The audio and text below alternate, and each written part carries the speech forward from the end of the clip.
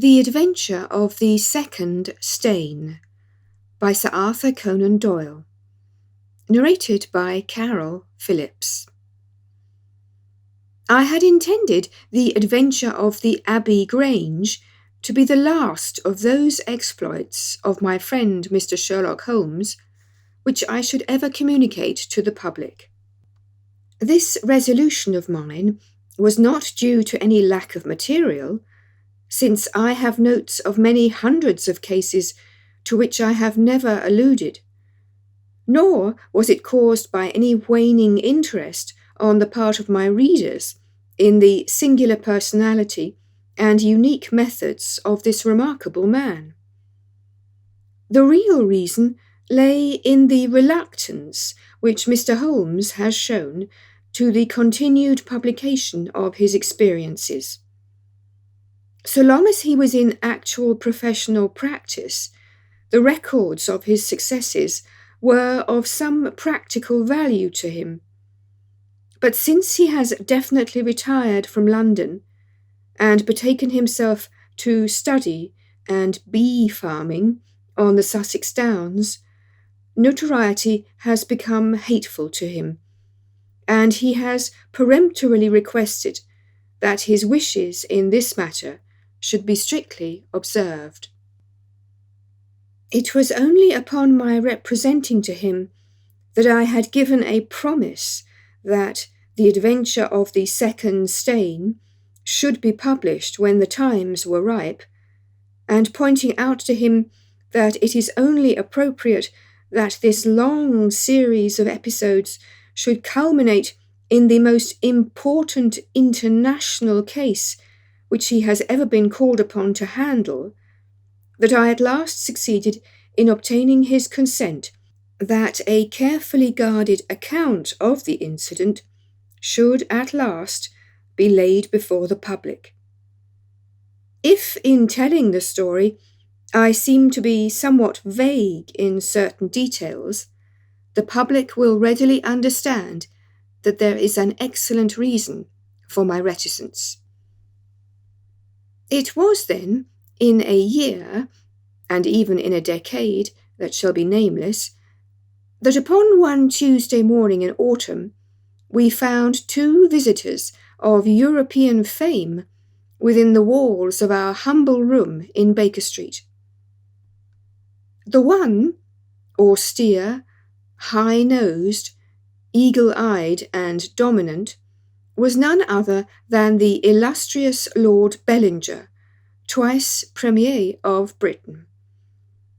The other, dark, clear-cut, and elegant, hardly yet of middle age, and endowed with every beauty of body and of mind, was the Right Honourable Trelawney Hope, Secretary for European Affairs and the most rising statesman in the country.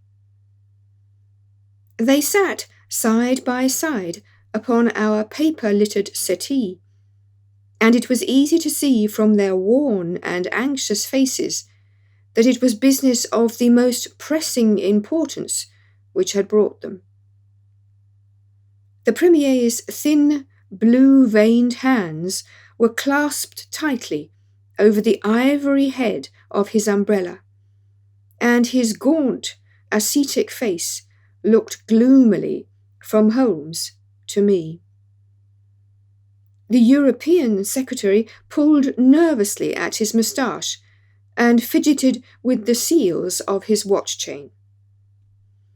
When I discovered my loss, Mr. Holmes, which was at 8 o'clock this morning, I at once informed the Prime Minister. It was at his suggestion that we have both come to you.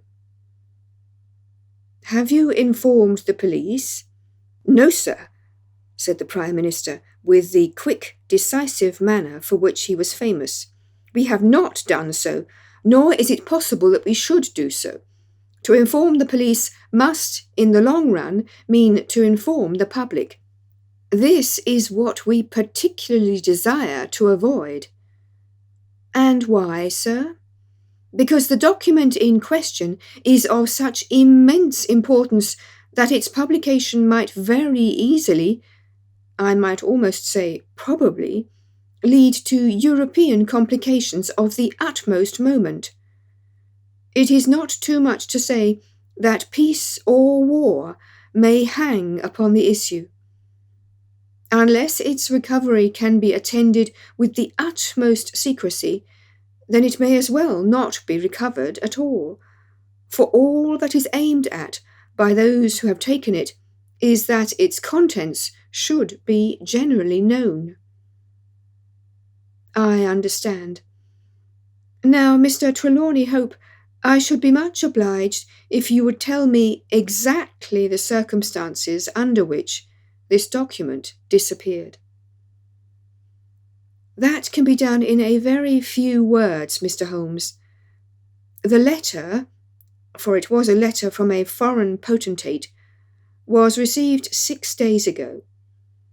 It was of such importance that I have never left it in my safe, but I have taken it across each evening to my house in Whitehall Terrace, and kept it in my bedroom in a locked dispatch box. It was there last night, of that I am certain. I actually opened the box while I was dressing for dinner, and saw the document inside. This morning it was gone. The dispatch box had stood beside the glass upon my dressing table all night. I am a light sleeper, and so is my wife. We are both prepared to swear that no one could have entered the room during the night, and yet I repeat that the paper is gone. What time did you dine? 7:30. How long was it before you went to bed? My wife had gone to the theatre. I waited up for her. It was 11:30 before we went to our room. Then for 4 hours the dispatch box had lain unguarded? No one is ever permitted to enter that room save the housemaid in the morning and my valet or my wife's maid during the rest of the day. They are both trusty servants who have been with us for some time. Besides, neither of them could possibly have known that there was anything more valuable than the ordinary departmental papers in my dispatch box. Who did know of the existence of that letter? No one in the house. Surely your wife knew? No, sir. I had said nothing to my wife until I missed the paper this morning. The Premier nodded approvingly. I have long known, sir, how high is your sense of public duty, said he. I am convinced that in the case of a secret of this importance it would rise superior to the most intimate domestic ties. The European Secretary bowed.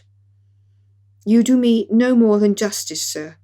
Until this morning I have never breathed one word to my wife upon this matter. Could she have guessed? No, Mr. Holmes, she could not have guessed, nor could anyone have guessed. Have you lost any documents before? No, sir. Who is there in England who did know of the existence of this letter?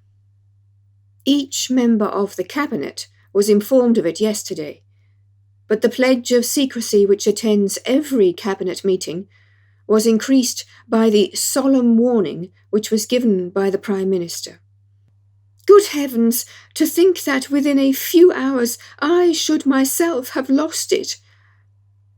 His handsome face was distorted with a spasm of despair, and his hands tore at his hair. For a moment we caught a glimpse of the natural man, impulsive, ardent, keenly sensitive. The next, the aristocratic mask was replaced, and the gentle voice had returned. Besides the members of the Cabinet, there are 2 or possibly 3 departmental officials who know of the letter. No one else in England, Mr. Holmes, I assure you. But abroad? I believe that no one abroad has seen it save the man who wrote it. I am well convinced that his ministers, that is, the usual official channels, have not been employed. Holmes considered for some little time. Now, sir, I must ask you more particularly what this document is, and why its disappearance should have such momentous consequences. The two statesmen exchanged a quick glance, and the Premier's shaggy eyebrows gathered in a frown. Mr. Holmes, the envelope is a long, thin one, of pale blue colour. There is a seal of red wax, stamped with a crouching lion. It is addressed in large, bold handwriting to, "I fear, sir," said Holmes, "that interesting and indeed essential as these details are, my inquiries must go more to the root of things. What was the letter? That is a state secret of the utmost importance, and I fear that I cannot tell you, nor do I see that it is necessary.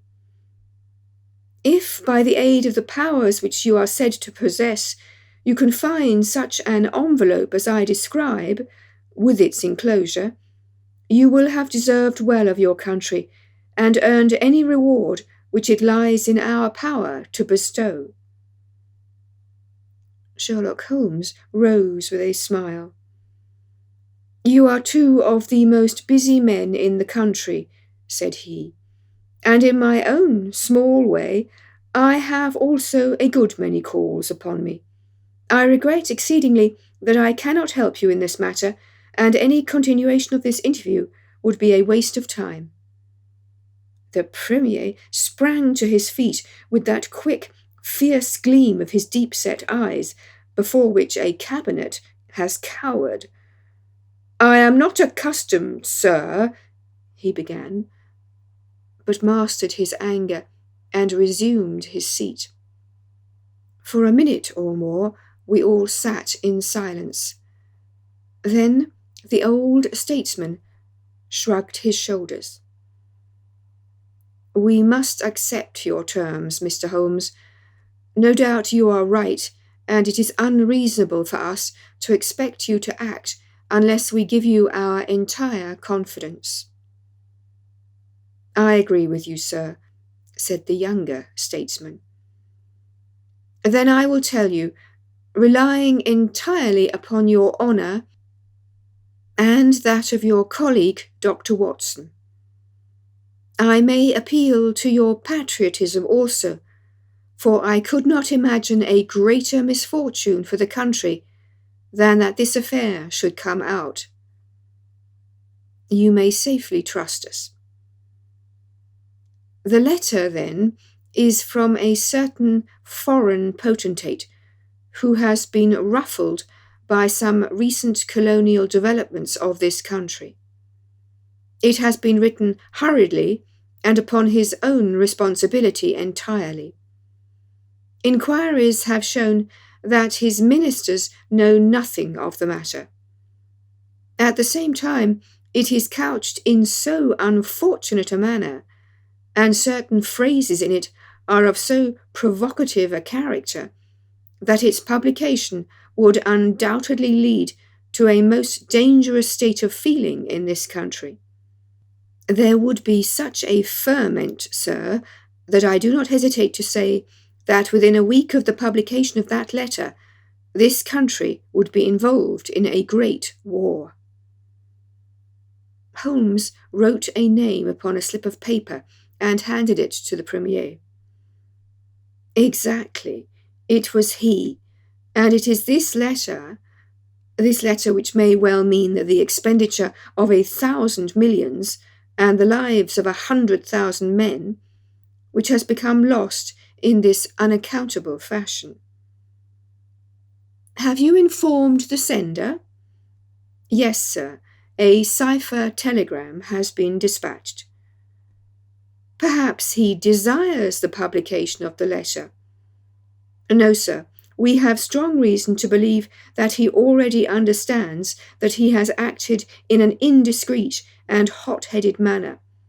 It would be a greater blow to him and to his country than to us if this letter were to come out.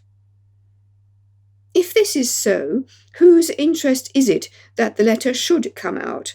Why should anyone desire to steal it or to publish it? There, Mr. Holmes, you take me into regions of high international politics. But if you consider the European situation, you will have no difficulty in perceiving the motive. The whole of Europe is an armed camp. There is a double league which makes a fair balance of military power. Great Britain holds the scales. If Britain were driven into war with one confederacy, it would assure the supremacy of the other confederacy, whether they joined in the war or not. Do you follow? Very clearly. It is then the interest of the enemies of this potentate to secure and publish this letter, so as to make a breach between his country and ours. Yes, sir. And to whom would this document be sent if it fell into the hands of an enemy? To any one of the great chancelleries of Europe. It is probably speeding on its way thither at the present instant as fast as steam can take it. Mr. Trelawney Hope dropped his head on his chest and groaned aloud. The Premier placed his hand kindly upon his shoulder. It is your misfortune, my dear fellow. No one can blame you. There is no precaution which you have neglected. Now, Mr. Holmes, you are in full possession of the facts. What course do you recommend? Holmes shook his head mournfully. You think, sir, that unless this document is recovered, there will be war? I think it is very probable. Then, sir, prepare for war. That is a hard saying, Mr. Holmes. Consider the facts, sir. It is inconceivable that it was taken after 11:30 at night, since I understand that Mr. Hope and his wife were both in the room from that hour until the loss was found out. It was taken, then, yesterday evening, between 7:30 and 11:30, probably near the earlier hour, since whoever took it evidently knew that it was there and would naturally secure it as early as possible. Now, sir, if a document of this importance were taken at that hour, where can it be now? No one has any reason to retain it. It has been passed rapidly on to those who need it. What chance have we now to overtake or even to trace it? It is beyond our reach. The Prime Minister rose from the settee. What you say is perfectly logical, Mr. Holmes. I feel that the matter is indeed out of our hands. Let us presume, for argument's sake, that the document was taken by the maid or by the valet. Now, they are both old and trusted servants. I understand you to say that your room is on the second floor, that there is no entrance from without, and that from within no one could go up unobserved. It must, then, be somebody in the house who has taken it. To whom would the thief take it?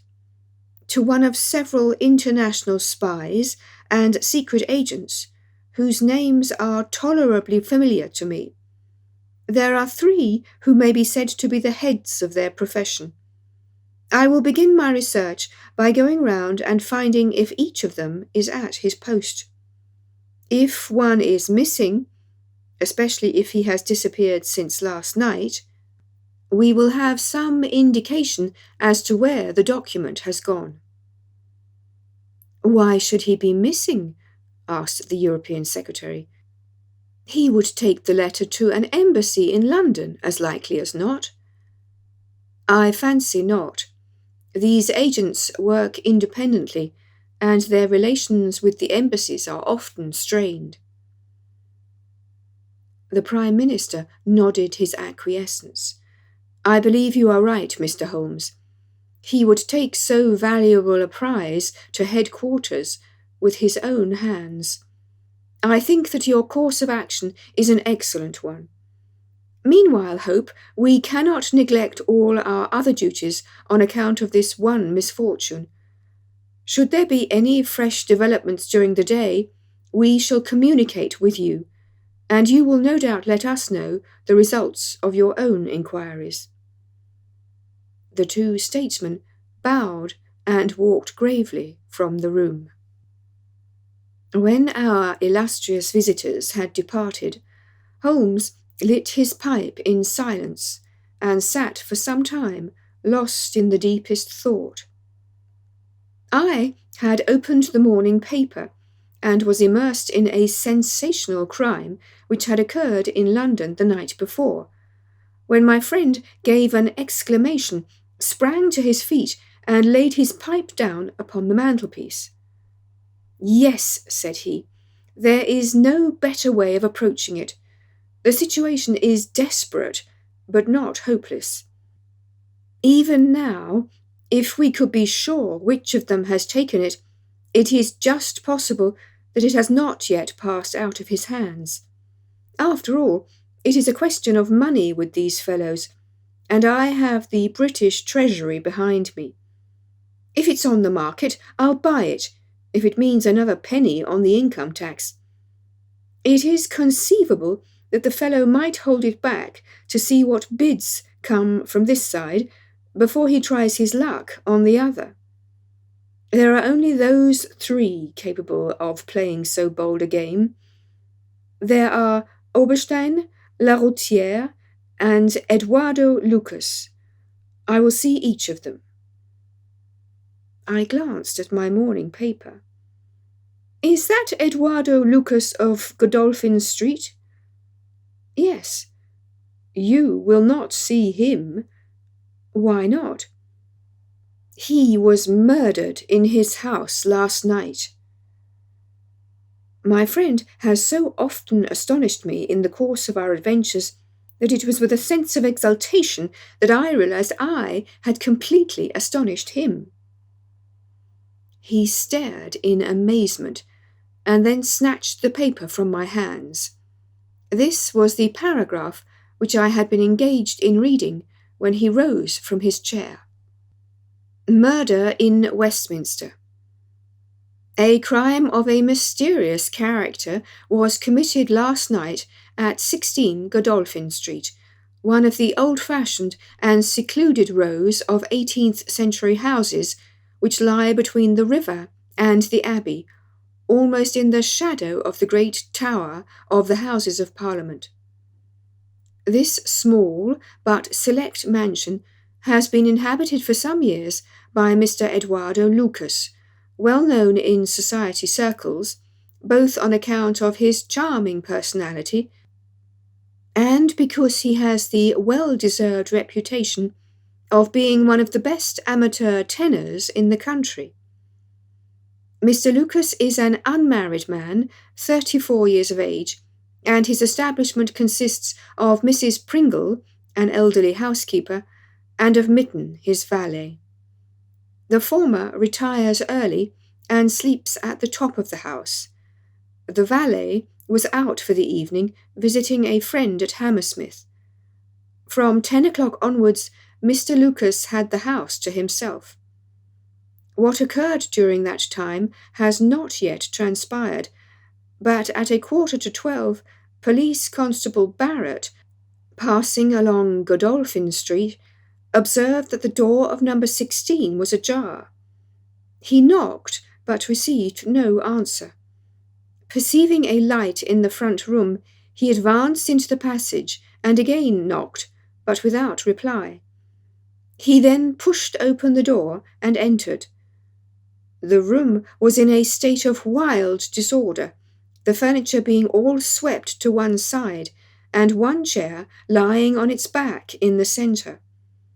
Beside this chair, and still grasping one of its legs, lay the unfortunate tenant of the house. He had been stabbed to the heart, and must have died instantly. The knife with which the crime had been committed was a curved Indian dagger, plucked down from a trophy of Oriental arms, which adorned one of the walls. Robbery does not appear to have been the motive of the crime, for there had been no attempt to remove the valuable contents of the room. Mr. Eduardo Lucas was so well known and popular that his violent and mysterious fate will arouse painful interest and intense sympathy in a widespread circle of friends. "Well, Watson, what do you make of this?" asked Holmes after a long pause. "It is an amazing coincidence." "A coincidence? Here is one of the 3 men whom we had named as possible actors in this drama, and he meets a violent death during the very hours when we know that that drama was being enacted. The odds are enormous against it being coincidence. No figures could express them. No, my dear Watson, the 2 events are connected, must be connected. It is for us to find the connection." "But now the official police must know all." "Not at all. They know all they see at Godolphin Street. They know, and shall know, nothing of Whitehall Terrace. Only we know of both events and can trace the relation between them. There is one obvious point which would, in any case, have turned my suspicions against Lucas. Godolphin Street, Westminster, is only a few minutes' walk from Whitehall Terrace. The other secret agents whom I have named live in the extreme West End. It was easier, therefore, for Lucas than for the others to establish a connection or receive a message from the European Secretary's household. A small thing, and yet where events are compressed into a few hours, it may prove essential. Hello, what have we here?" Mrs. Hudson had appeared with a lady's card upon her salver. Holmes glanced at it, raised his eyebrows, and handed it over to me. "Ask Lady Hilda Trelawney Hope if she will be kind enough to step up," said he. A moment later, our modest apartment, already so distinguished that morning, was further honoured by the entrance of the most lovely woman in London. I had often heard of the beauty of the youngest daughter of the Duke of Belminster, but no description of it, and no contemplation of colourless photographs, had prepared me for the subtle, delicate charm and the beautiful colouring of that exquisite head. And yet, as we saw it that autumn morning, it was not its beauty which would be the first thing to impress the observer. The cheek was lovely, but it was paled with emotion. The eyes were bright, but it was the brightness of fever.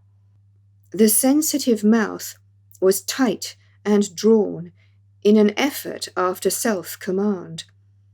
Terror, not beauty, was what sprang first to the eye as our fair visitor stood framed for an instant in the open door. "Has my husband been here, Mr. Holmes?" "Yes, madam, he has been here." "Mr. Holmes, I implore you not to tell him that I came here."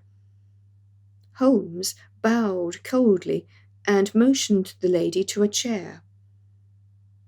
"Your ladyship places me in a very delicate position. I beg that you will sit down and tell me what you desire, but I fear that I cannot make any unconditional promise." She swept across the room and seated herself with her back to the window. It was a queenly presence, tall, graceful, and intensely womanly. "Mr. Holmes," she said, and her white-gloved hands clasped and unclasped as she spoke, "I will speak frankly to you, in the hope that it may induce you to speak frankly in return. There is complete confidence between my husband and me on all matters save one. That one is politics. On this his lips are sealed. He tells me nothing. Now I am aware that there was a most deplorable occurrence in our house last night. I know that a paper has disappeared, but because the matter is political, my husband refuses to take me into his complete confidence. Now, it is essential, I say, that I should thoroughly understand it. You are the only other person, save these politicians, who knows the true facts. I beg you then, Mr. Holmes, to tell me exactly what has happened and what it will lead to. Tell me all, Mr. Holmes. Let no regard for your client's interests keep you silent, for I assure you that his interests, if he would only see it, would be best served by taking me into his complete confidence. What was this paper which was stolen?" "Madam, what you ask me is really impossible." She groaned and sank her face in her hands. "You must see that it is so, madam. If your husband thinks fit to keep you in the dark over this matter, is it for me, who have only learned the true facts under the pledge of professional secrecy, to tell what he has withheld? It is not fair to ask it. It is him whom you must ask." "I have asked him. I come to you as a last resource. But without your telling me anything definite, Mr. Holmes, you may do a great service if you would enlighten me on one point." "What is it, madam?" "Is my husband's political career likely to suffer through this incident?" "Well, madam, unless it is set right, it may certainly have a very unfortunate effect." "Ah!" She drew in her breath sharply, as one whose doubts are resolved. "One more question, Mr. Holmes. From an expression which my husband dropped in the first shock of this disaster, I understood that terrible public consequences might arise from the loss of this document." "If he said so, I certainly cannot deny it." "Of what nature are they?" "Nay, madam, there again you ask me more than I can possibly answer." "Then I will take up no more of your time. I cannot blame you, Mr. Holmes, for having refused to speak more freely, and you, on your side, will not, I am sure, think the worst of me because I desire, even against his will, to share my husband's anxieties. Once more, I beg that you will say nothing of my visit."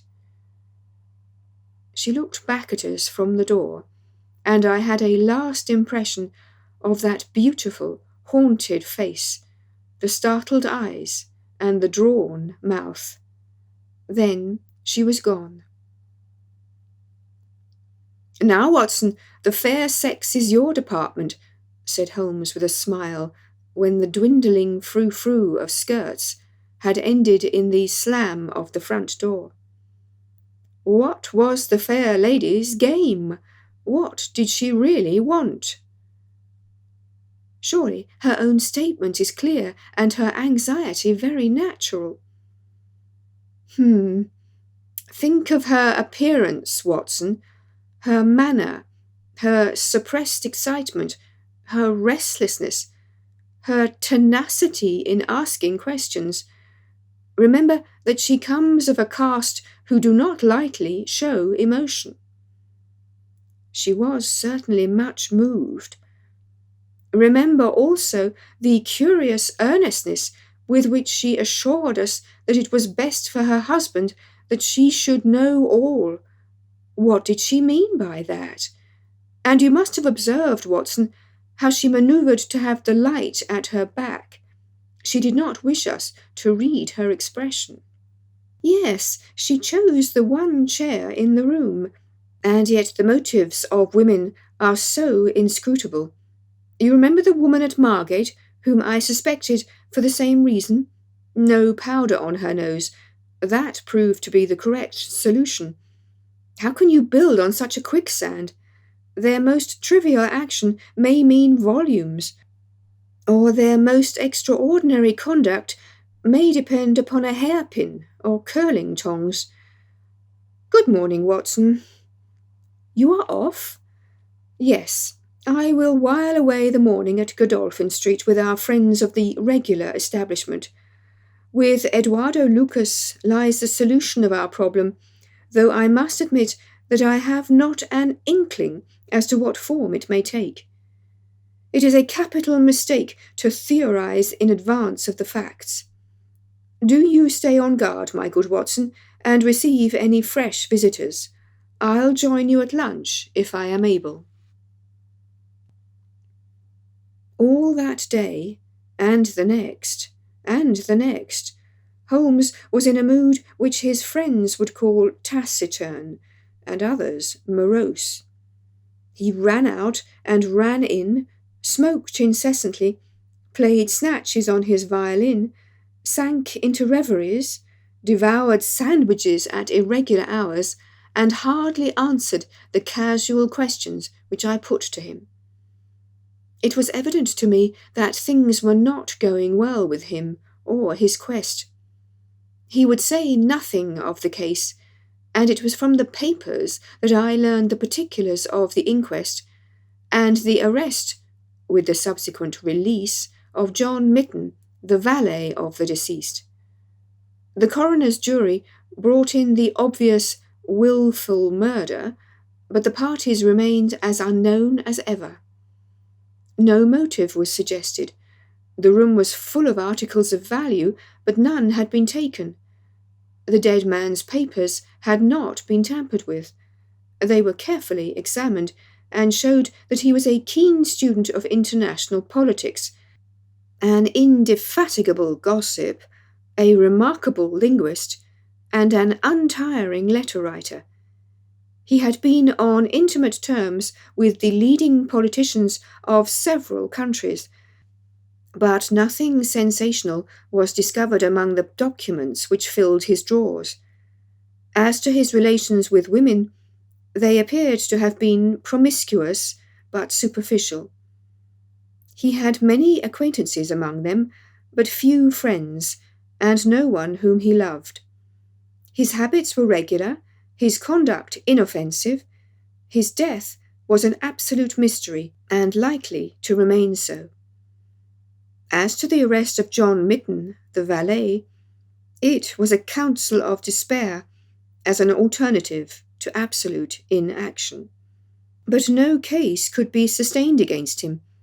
He had visited friends in Hammersmith that night. The alibi was complete. It is true that he started home at an hour which should have brought him to Westminster before the time when the crime was discovered, but his own explanation that he had walked part of the way seemed probable enough in view of the fineness of the night. He had actually arrived at 12 o'clock, and appeared to be overwhelmed by the unexpected tragedy. He had always been on good terms with his master. Several of the dead man's possessions, notably a small case of razors, had been found in the valet's boxes, but he explained that they had been presents from the deceased, and the housekeeper was able to corroborate the story. Mitten had been in Lucas's employment for 3 years. It was noticeable that Lucas did not take Mitten on the continent with him. Sometimes he visited Paris for 3 months on end, but Mitten was left in charge of the Godolphin Street house. As to the housekeeper, she had heard nothing on the night of the crime. If her master had a visitor, he had himself admitted him. So, for 3 mornings, the mystery remained, so far as I could follow it in the papers. If Holmes knew more, he kept his own counsel, but as he told me that Inspector Lestrade had taken him into his confidence in the case, I knew that he was in close touch with every development. Upon the 4th day, there appeared a long telegram from Paris, which seemed to solve the whole question. "A discovery has just been made by the Parisian police," said the Daily Telegraph, "which raises the veil which hung round the tragic fate of Mr. Eduardo Lucas, who met his death by violence last Monday night at Godolphin Street, Westminster.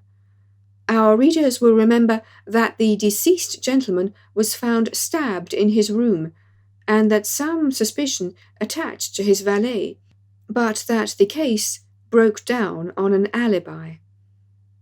Yesterday, a lady who has been known as Madame Henri Fourney, occupying a small villa in the Rue Austerlitz, was reported to the authorities by her servants as being insane.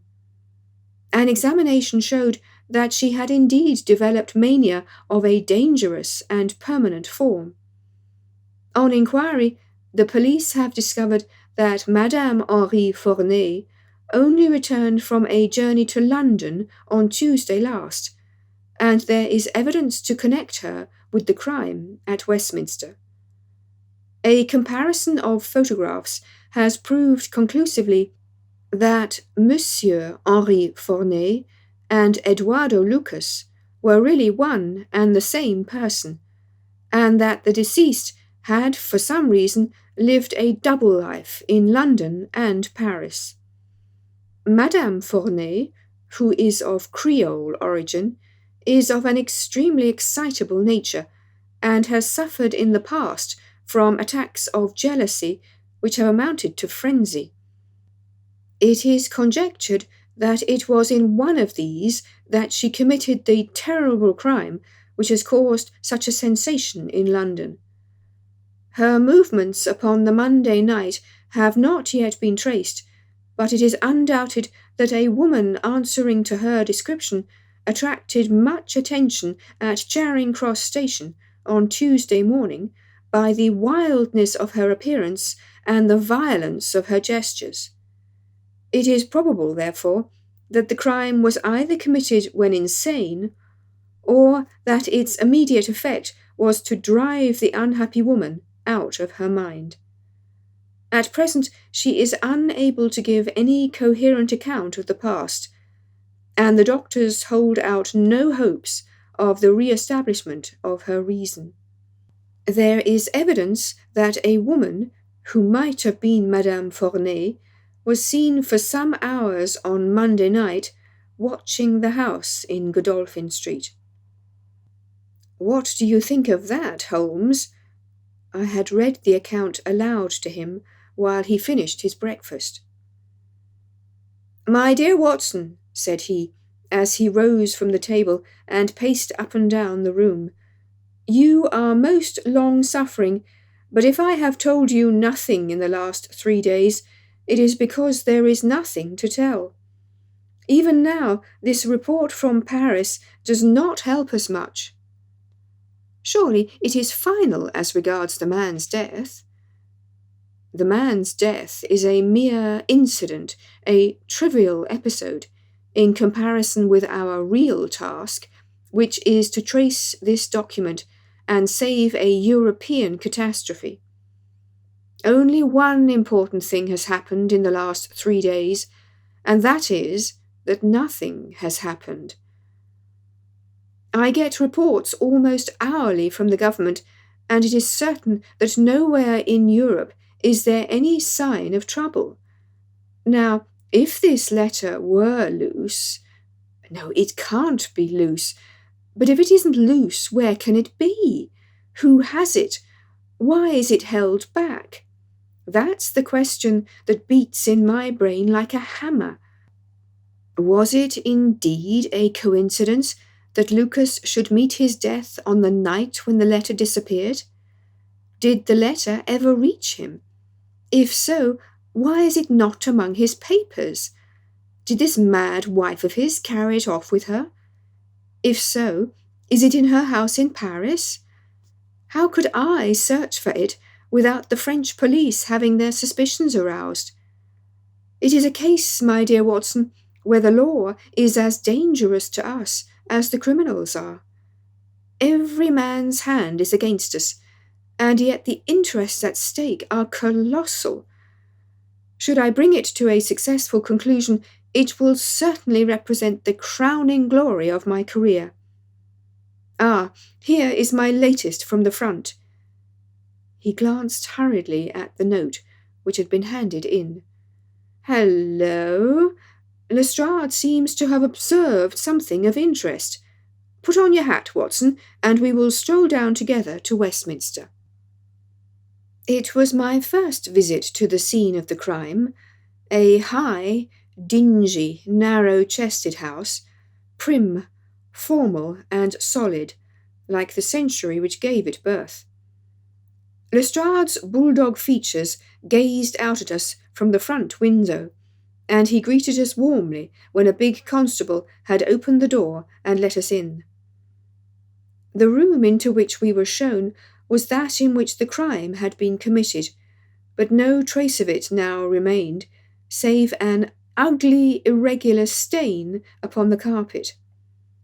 This carpet was a small, square drugget in the centre of the room, surrounded by a broad expanse of beautiful, old-fashioned wood flooring in square blocks highly polished.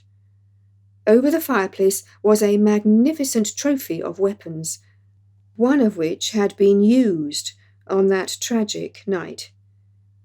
In the window was a sumptuous writing desk, and every detail of the apartment, the pictures, the rugs, and the hangings, all pointed to a taste which was luxurious to the verge of effeminacy. "Seen the Paris news?" asked Lestrade. Holmes nodded. "Our French friends seem to have touched the spot this time. No doubt it's just as they say. She knocked at the door. Surprise visit, I guess, for he kept his life in watertight compartments. He let her in, couldn't keep her in the street. She told him how she had traced him, reproached him. One thing led to another, and then with that dagger so handy, the end soon came. It wasn't all done in an instant, though, for these chairs were all swept over yonder, and he had one in his hand, as if he had tried to hold her off with it.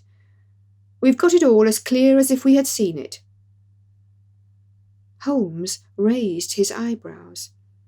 "And yet you have sent for me?" "Ah, yes, that's another matter, a mere trifle, but the sort of thing you take an interest in. Queer, you know, and what you might call freakish. It has nothing to do with the main fact. Can't have, on the face of it." "What is it, then?" "Well, you know, after a crime of this sort, we are very careful to keep things in their position. Nothing has been moved. Officer in charge here, day and night. This morning, as the man was buried and the investigation over, so far as this room is concerned, we thought we could tidy up a bit. This carpet, you see, it is not fastened down, only just laid there. We had occasion to raise it. We found—" "Yes, you found—" Holmes's face grew tense with anxiety. "Well, I'm sure you would never guess in 100 years what we did find. You see that stain on the carpet? Well, a great deal must have soaked through, mustn't it?" "Undoubtedly it must." "Well, you will be surprised to hear that there is no stain on the white woodwork to correspond." "No stain? But there must—" "Yes, so you would say, but the fact remains that there isn't." He took the corner of the carpet in his hand, and, turning it over, he showed that it was indeed as he said. "But the underside is as stained as the upper. It must have left a mark." Lestrade chuckled with delight at having puzzled the famous expert. Now I'll show you the explanation. There is a second stain, but it does not correspond with the other. See for yourself. As he spoke, he turned over another portion of the carpet, and there, sure enough, was a great crimson spill upon the square white facing of the old-fashioned floor. What do you make of that, Mr. Holmes? Why, it is simple enough. The two stains did correspond, but the carpet has been turned round. As it was square and unfastened, it was easily done. The official police don't need you, Mr. Holmes, to tell them that the carpet must have been turned round. That's clear enough, for the stains lie above each other, if you lay it over this way. But what I want to know is, who shifted the carpet and why? I could see from Holmes's rigid face that he was vibrating with inward excitement. Look here, Lestrade, said he, has that constable in the passage been in charge of the place all the time? Yes, he has. Well, take my advice. Examine him carefully. Don't do it before us. We'll wait here. You take him into the back room. You'll be more likely to get a confession out of him alone. Ask him how he dared to admit people and leave them alone in this room. Don't ask him if he has done it. Take it for granted. Tell him you know someone has been here. Press him. Tell him that a full confession is his only chance of forgiveness. Do exactly what I tell you. By George, if he knows, I'll have it out of him, cried Lestrade. He darted into the hall, and a few moments later his bullying voice sounded from the back room. Now, Watson, now, cried Holmes with frenzied eagerness. All the demoniacal force of the man, masked behind that listless manner, burst out in a paroxysm of energy. He tore the drugget from the floor, and in an instant was down on his hands and knees, clawing at each of the squares of wood beneath it. One turned sideways as he dug his nails into the edge of it. It hinged back like the lid of a box. A small black cavity opened beneath it. Holmes plunged his eager hand into it and drew it out with a bitter snarl of anger and disappointment. It was empty. Quick, Watson, quick! Get it back again! The wooden lid was replaced, and the drugget had only just been drawn straight when Lestrade's voice was heard in the passage. He found Holmes leaning languidly against the mantelpiece, resigned and patient, endeavouring to conceal his irrepressible yawns. Sorry to keep you waiting, Mr. Holmes. I can see that you are bored to death with the whole affair. Well, he has confessed all right. Come in here, Macpherson. Let these gentlemen hear of your most inexcusable conduct. The big constable, very hot and penitent, sidled into the room. I meant no harm, sir, I'm sure. The young woman came to the door last evening, mistook the house, she did, and then we got talking. It's lonesome when you're on duty here all day. Well, what happened then? She wanted to see where the crime was done, had read about it in the papers, she said. She was a very respectable, well-spoken young woman, sir, and I saw no harm in letting her have a peep. When she saw that mark on the carpet, down she dropped on the floor and lay as if she were dead. I ran to the back and got some water, but I could not bring her to.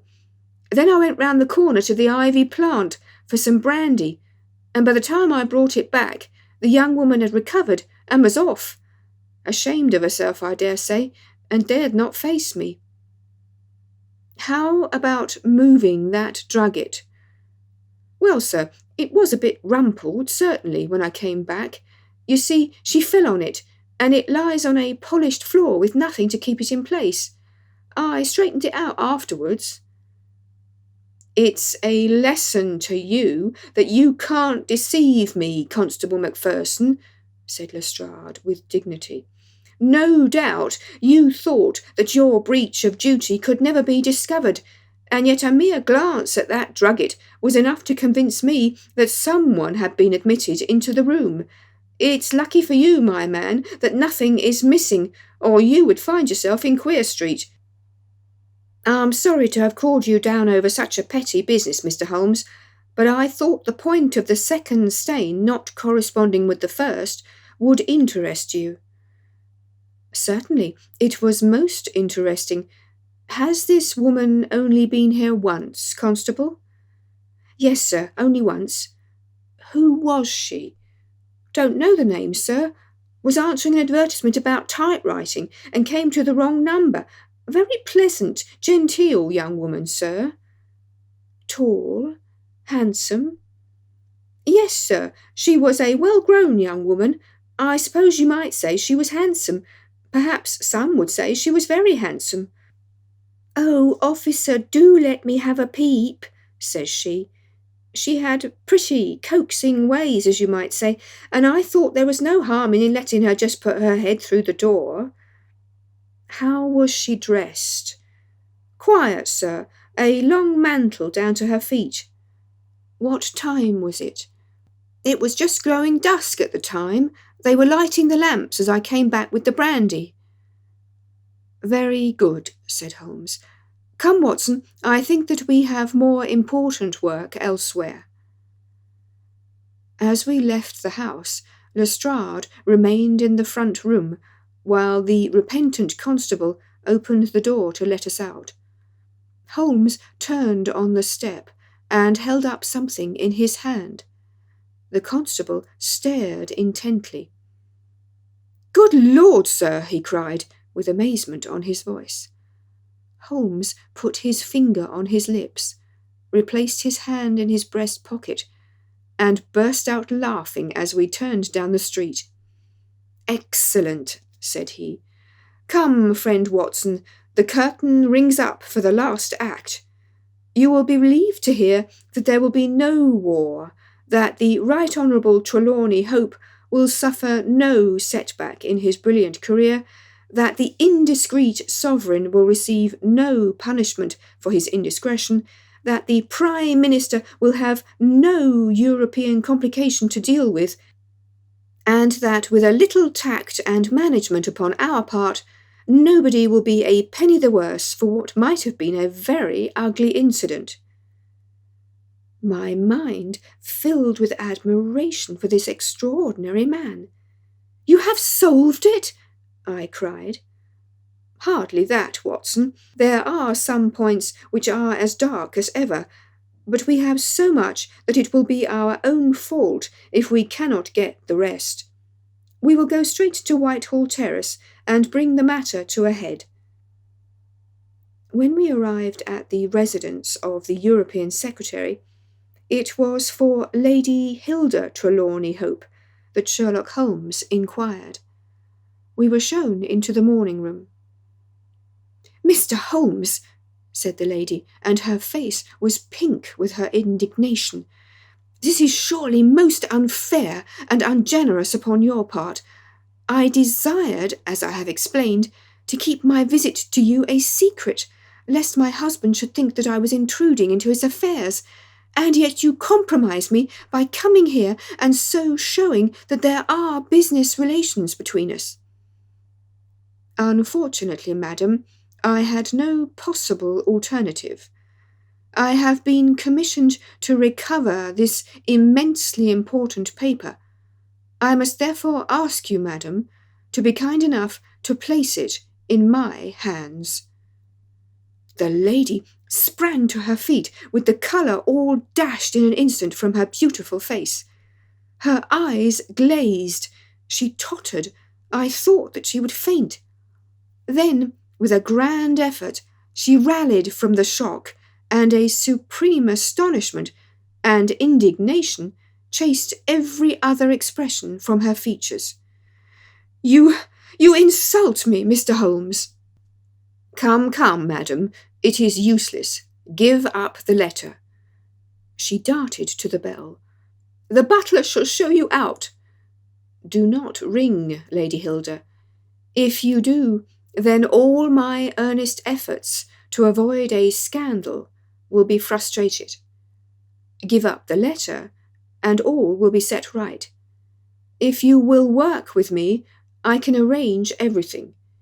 If you work against me, I must expose you. She stood grandly defiant, a queenly figure, her eyes fixed upon his as if she would read his very soul. Her hand was on the bell, but she had forborne to ring it. You are trying to frighten me. It is not a very manly thing, Mr. Holmes, to come here and browbeat a woman. You say that you know something. What is it that you know? Pray sit down, madam. You will hurt yourself there if you fall. I will not speak until you sit down. Thank you. I give you 5 minutes, Mr. Holmes. 1 is enough, Lady Hilda. I know of your visit to Eduardo Lucas, of your giving him this document, of your ingenious return to the room last night, and of the manner in which you took the letter from the hiding-place under the carpet. She stared at him with an ashen face, and gulped twice before she could speak. You are mad, Mr. Holmes, you are mad, she cried at last. He drew a small piece of cardboard from his pocket. It was the face of a woman cut out of a portrait. I have carried this because I thought it might be useful, said he. The policeman has recognized it. She gave a gasp, and her head dropped back in the chair. Come, Lady Hilda, you have the letter. The matter may still be adjusted. I have no desire to bring trouble to you. My duty ends when I have returned the lost letter to your husband. Take my advice and be frank with me. It is your only chance.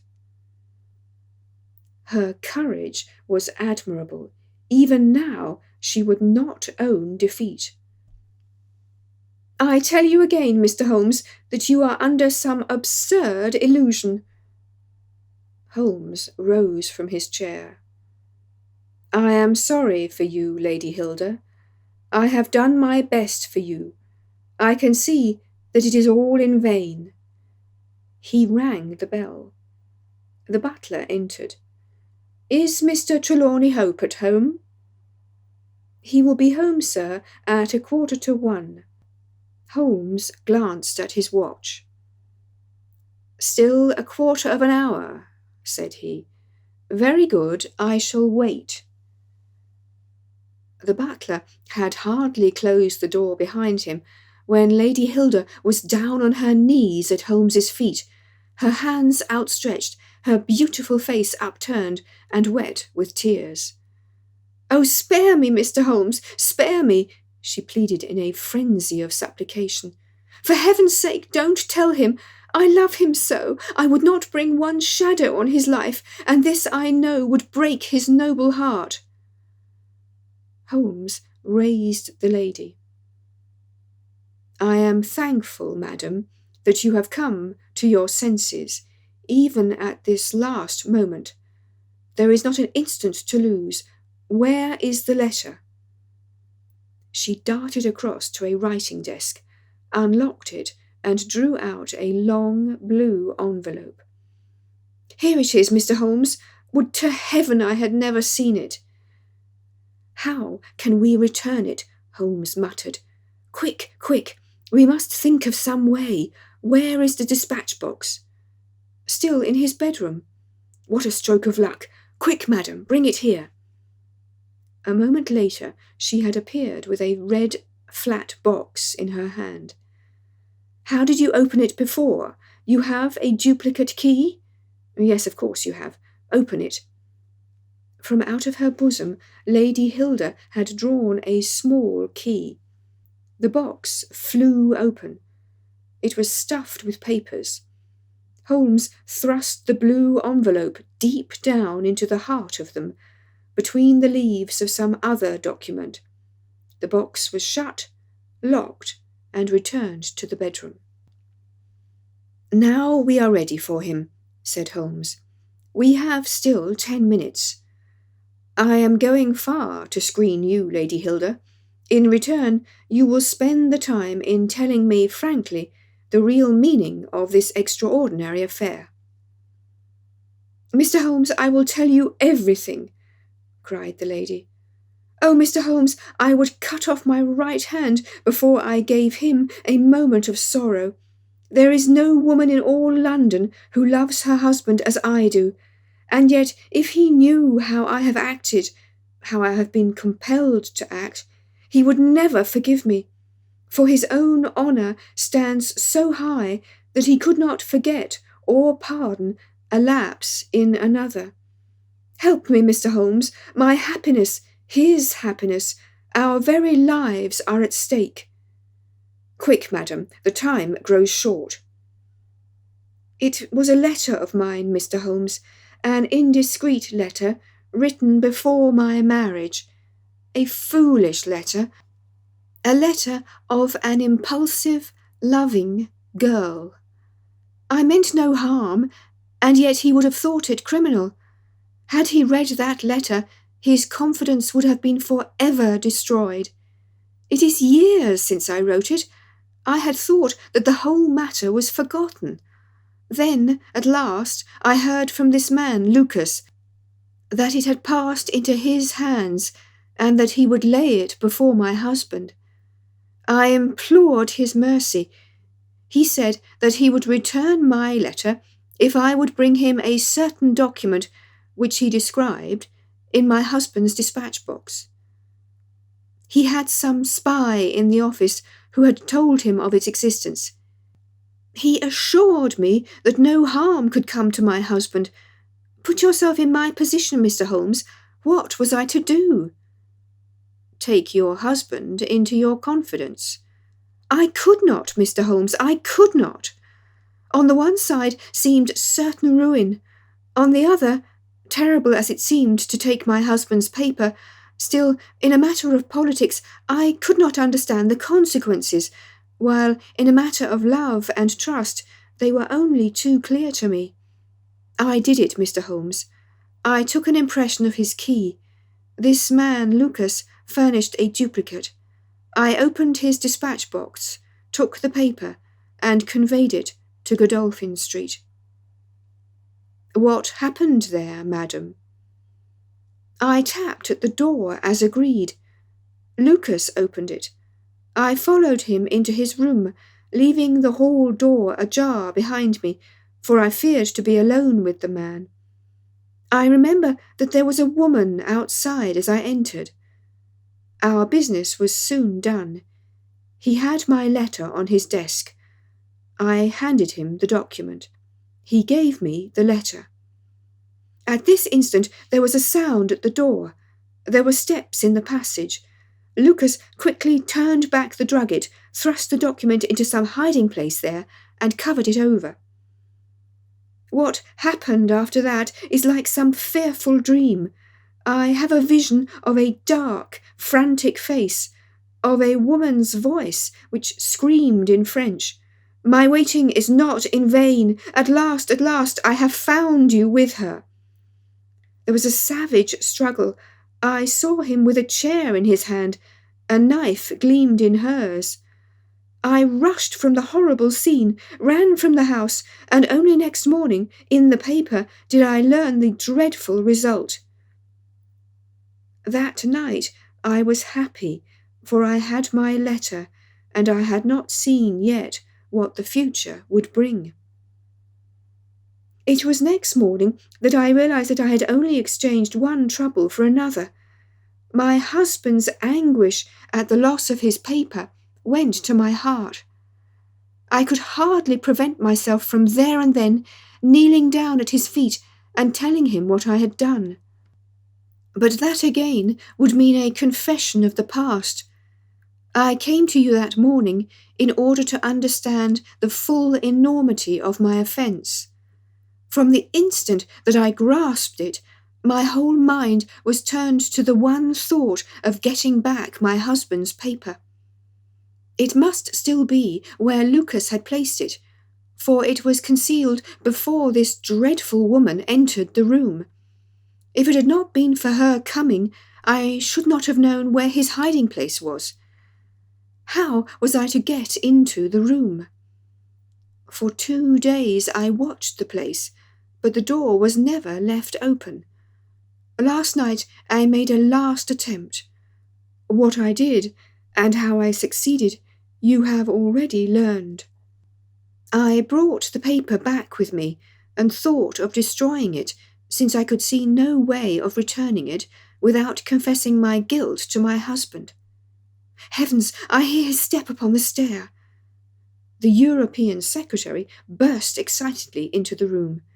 "Any news, Mr. Holmes? Any news?" he cried. "I have some hopes." "Ah, thank heaven!" His face became radiant. "The Prime Minister is lunching with me. May he share your hopes? He has nerves of steel, and yet I know that he has hardly slept since this terrible event. Jacobs, will you ask the Prime Minister to come up? As to you, dear, I fear that this is a matter of politics. We will join you in a few minutes in the dining-room." The Prime Minister's manner was subdued, but I could see by the gleam of his eyes and the twitchings of his bony hands that he shared the excitement of his young colleague. "I understand that you have something to report, Mr. Holmes." "Purely negative as yet," my friend answered.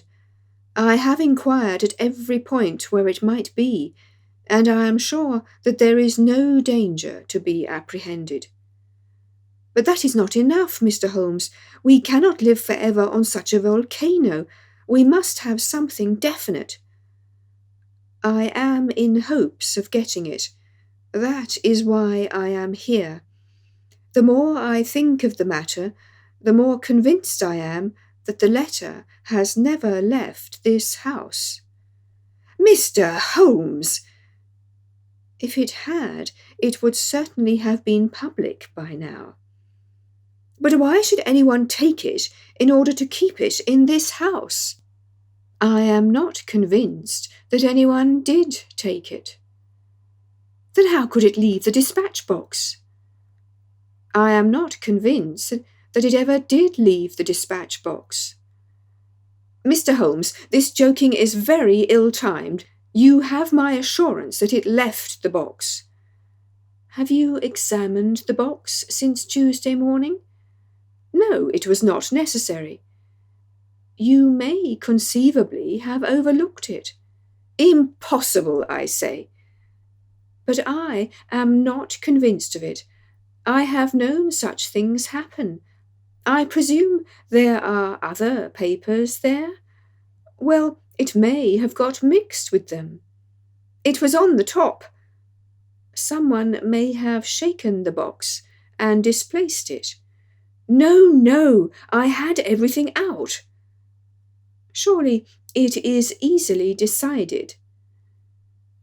"Hope," said the Premier. "Let us have the dispatch box brought in." The secretary rang the bell. "Jacobs, bring down my dispatch box." This is a farcical waste of time, but still, if nothing else will satisfy you, it shall be done. "Thank you, Jacobs. Put it here." I have always had the key on my watch chain. Here are the papers, you see. Letter from Lord Merrow, report from Sir Charles Hardy, memorandum from Belgrade, note on the Russo-German grain taxes, letter from Madrid, note from Lord Flowers. Good heavens! What is this? Lord Bellinger! Lord Bellinger! The Premier snatched the blue envelope from his hand. Yes, it is it. And the letter is intact. Hope, I congratulate you. Thank you. Thank you. What a weight from my heart. But this is inconceivable. Impossible. Mr. Holmes, you are a wizard, a sorcerer. How did you know it was there? Because I knew it was nowhere else. I cannot believe my eyes. He ran wildly to the door. Where is my wife? I must tell her that all is well. Hilda! Hilda! We heard his voice on the stair. The Premier looked at Holmes with twinkling eyes. Come, sir, said he, there is more in this than meets the eye. How came the letter back in the box? Holmes turned away smiling from the keen scrutiny of those wonderful eyes. We also have our diplomatic secrets, said he, and picking up his hat, he turned to the door. A short biography of Sir Arthur Conan Doyle, narrated by Carol Phillips. Arthur Ignatius Conan Doyle was born on the 22nd of May, 1859, in Edinburgh, in Scotland. The Doyles were a prosperous Irish Catholic family. His father, Charles Altamont Doyle, had some success as an artist, but was a chronic alcoholic. His mother, Mary Doyle, loved books and was an excellent storyteller.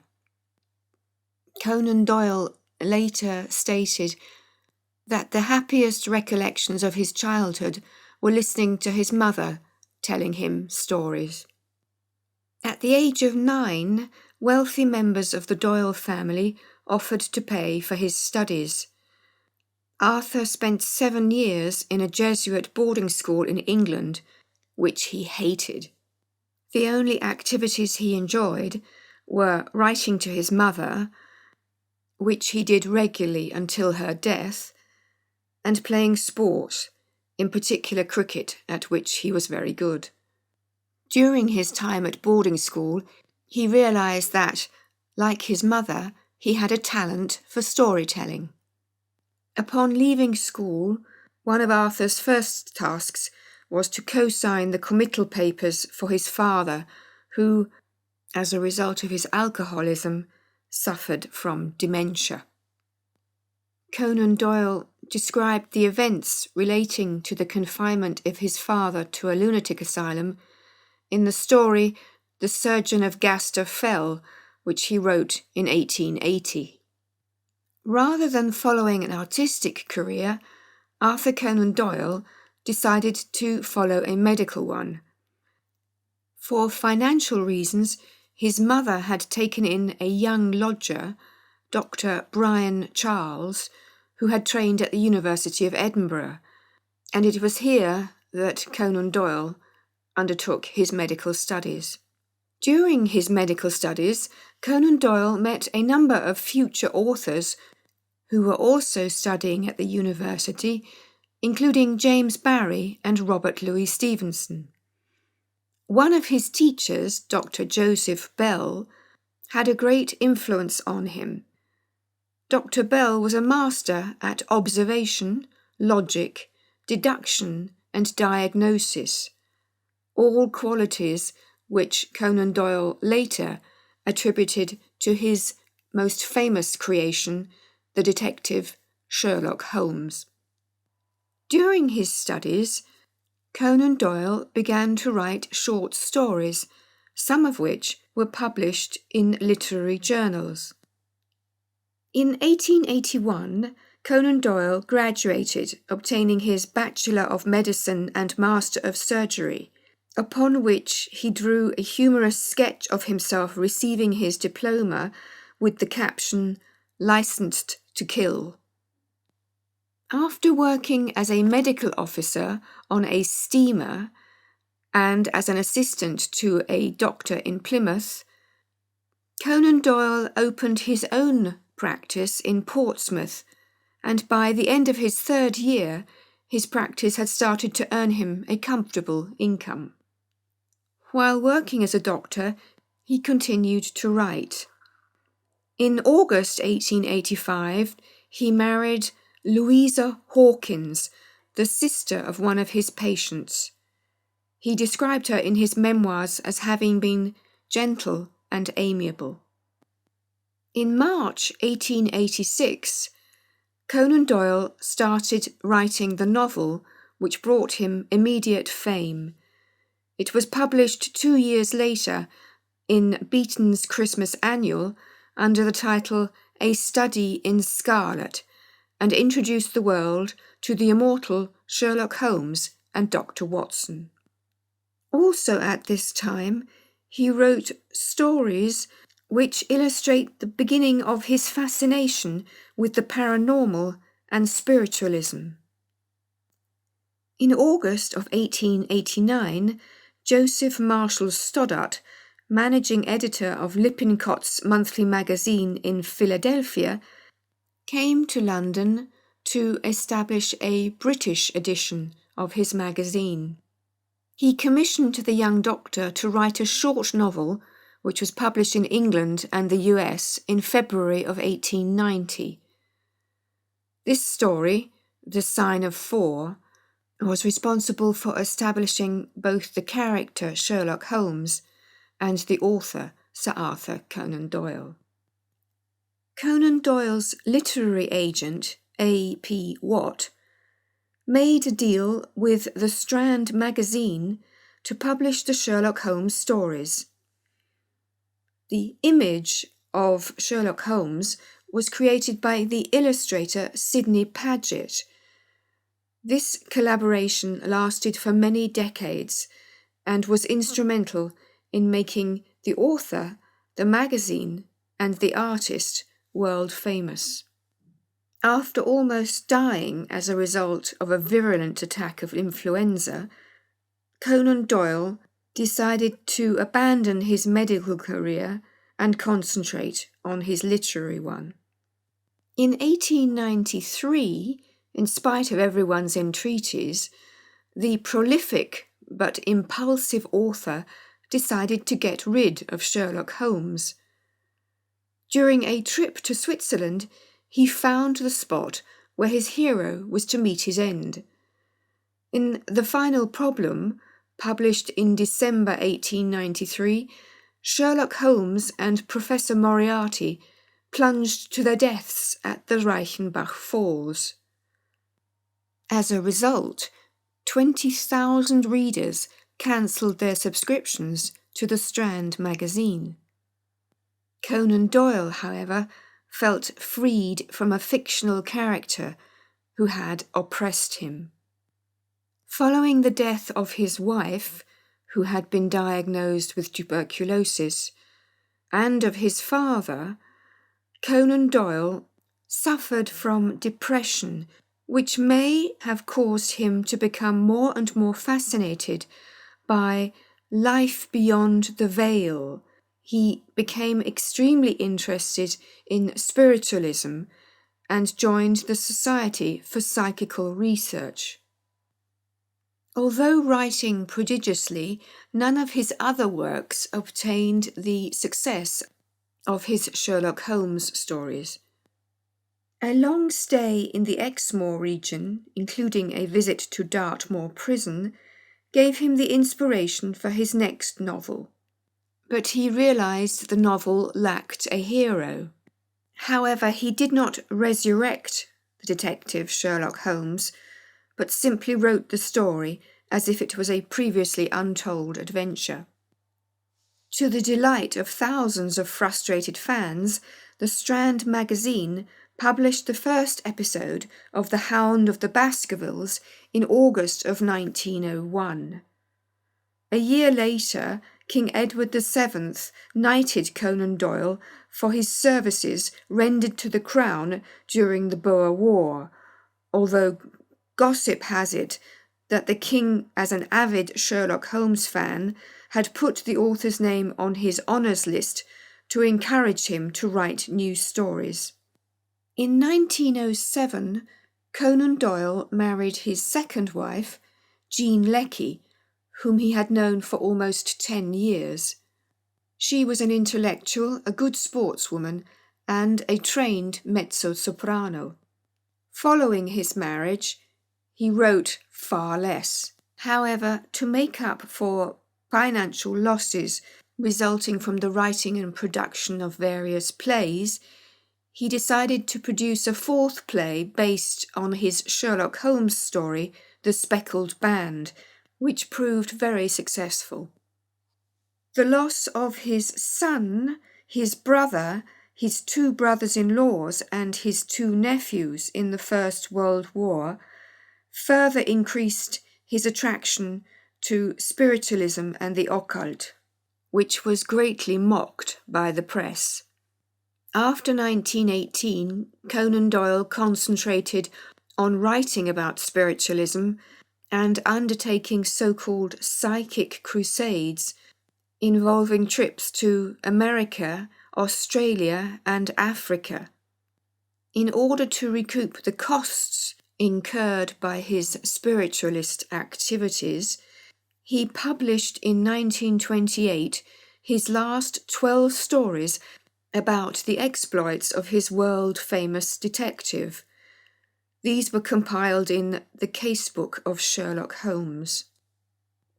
In the autumn of 1929, he was diagnosed with angina pectoris, and he died on July the 7th, 1930, surrounded by his family.